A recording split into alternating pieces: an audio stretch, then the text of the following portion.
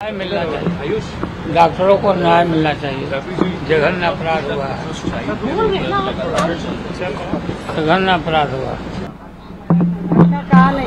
क्या घटना हो रही है, किया है जघन्य महिला के साथ हुआ।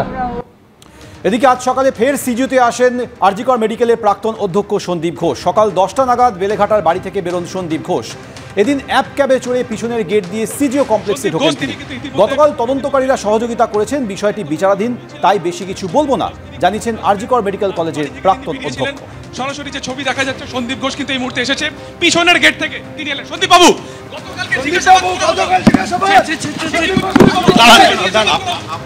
কথা বলবেন না।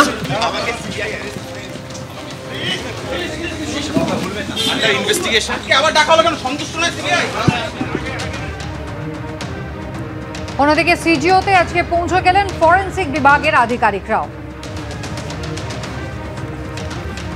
একদিকে সন্দীপ ঘোষ গতকাল লাগাতার জিজ্ঞাসাবাদ করার পর আজ সকালে ফের তিনি পৌঁছে গিয়েছেন সিজিও কমপ্লেক্সে। আর অন্যদিকে ফরেন্সিক আধিকারিকরা তারাও কিন্তু পৌঁছেছেন।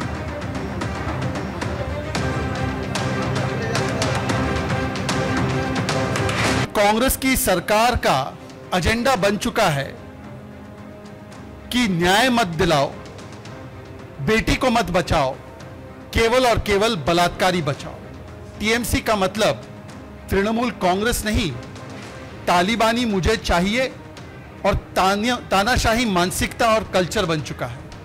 और इस प्रकार की कार्रवाई हो रही है कि ममता बनर्जी की कार्रवाई को देखकर जो दुनिया के सबसे बड़े तानाशाह है, Indira Gandhi, Hitler, Stalin, Kim Jong Un, वो भी कहेंगे वाह ममता वाह। ये तालिबानी फतवा है पश्चिम बंगाल की सरकार का कि किस प्रकार से इस बेटी के लिए, न्याय के लिए आवाज उठाने वाले 43 डॉक्टर्स को पश्चिम बंगाल की सरकार ने ट्रांसफर करने का निर्देश दे दिया। जो आम सोशल मीडिया पर भारत के नागरिक आवाज उठा रहे हैं, तो कोलकाता पुलिस उन्हें लव लेटर भेज रही है ये कहते हुए कि आप अपना ट्वीट हटाइए, आप अपना पोस्ट हटाइए, वरना आधी रात को हम आपके पास आ जाएंगे और आपको पकड़कर ले जाएंगे। और कुछ एक आध पत्रकारों को अपना एक्स का हैंडल, ट्विटर का हैंडल डिलीट करना पड़ा है। ये होती है फैसिज्म।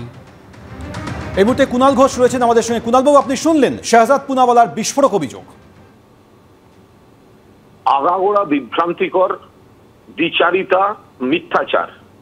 উন্নাও, হাতরাস, প্রয়াগরাজ, মধ্যপ্রদেশ, গুজরাটের বিলকিস, মণিপুর, কিছুদিন আগের উত্তরাখণ্ড নার্সকে ধর্ষণ করে খুন, তার আগে কাঠুয়া, একের পর এক ঘটনা বিজেপির সময়ে ঘটেছে। এবং শুধু ধর্ষণ করে খুন নয়, তাদের বাড়ির আত্মীয়রা যাতে বিচার চাইতে না পারে তাদেরও খুন করা হচ্ছে। সোনার মেয়ে সাক্ষী মালিকদের শ্লীলতাহানিকারী ব্রিজভূষণকে এই নরেন্দ্র মোদী, অমিত শাহের দল লোকসভায় তাদের পাশে বসিয়ে প্রোটেকশন দিয়েছে শেষ দিন পর্যন্ত। আর বাংলায় সিপিএম জমানার বানতলা ধানতলা আমরা ওগুলো চাই না।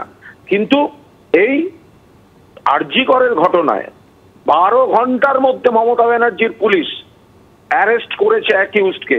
তদন্ত চলছিল, ফাস্ট ট্র্যাক কোর্টের কথা বলা হয়েছে, প্রয়োজনে সিবিআই কে হ্যান্ডওভার করার কথা বলা হয়েছে, ফাঁসি প্রেয়ার করার কথা বলা হয়েছে।